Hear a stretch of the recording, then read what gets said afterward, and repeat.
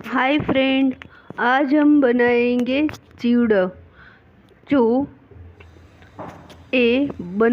बनाना बहुत आसान रहता है। इसके लिए मैंने यहाँ रात भर 1 बाउल चने की दाल को भिगो दी थी और सुबह 7 से 8 पानी से अच्छे से धो डाली थी और आधा घंटा के लिए इसे छन्नी में डाल दी थी। अब ये ऑयल को सख्त गर्म होने देना और फास्ट स्टोव पर ही इसे फ्राई करना। ये अभी भी अच्छे से गर्म नहीं हुआ है। अब लगता है कि अच्छे से गर्म हो गया है, धुआं उठ रहा है। अब हम इसमें डालेंगे दाल।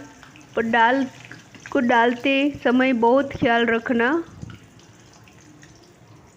इसमें ऑयल कम ही डालना और ज़रूरत पड़े तो स्टोव को ऑफ भी कर देना ताकि इसमें बबल्स बहुत आता है। मेरे तो यहाँ कोई ज़रूरत नहीं पड़ी स्टोव को ऑफ करने की, ताकि मेरे को यहाँ ये तवा ही बड़ा है इसलिए। अब ये ऊपर आने लगी है इसलिए लगता है ये फ्राई हो गई है।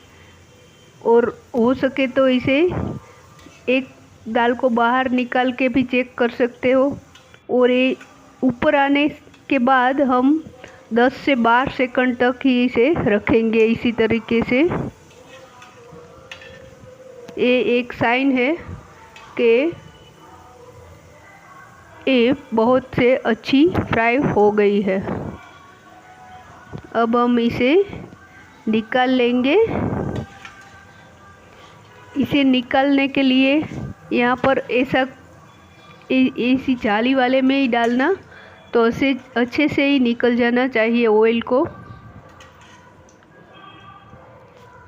अब ये दाल तो मैंने सब फ्राई कर ली है इसी तरीके से।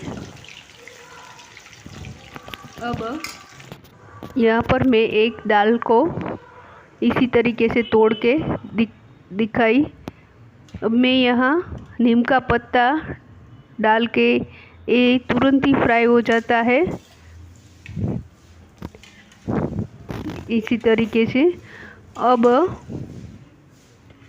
हम पोहे को फ्राई करेंगे। पोहा हमेशा लास्ट में ही फ्राई करना, ताकि ये डालने से ऑयल गंदा हो जाता है। इसीलिए मैंने यहाँ 1 बाउल पोहा लिया है।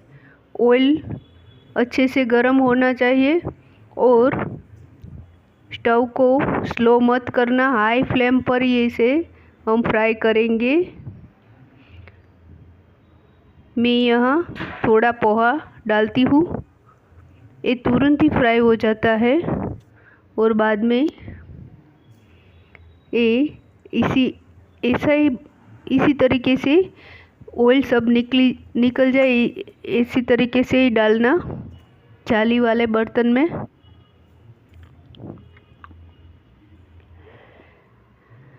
अब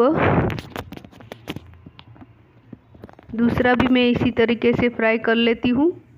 और अब ये सब फ्राई हो गया है पोहा। अब ये पोहा सब फ्राई करके रेडी हो गया है। यहाँ मैंने सब मिक्स कर लिया है और आधा बाउल मैंने यहाँ सेव भी डाली है।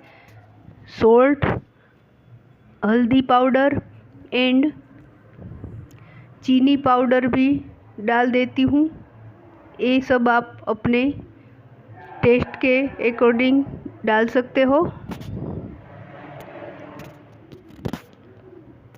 आपको ये वैसे तो खाने में अच्छा लगता है, फिर भेल जो बनानी है तब भी ये यूज़ करेंगे तो भेल बहुत अच्छी बनती है।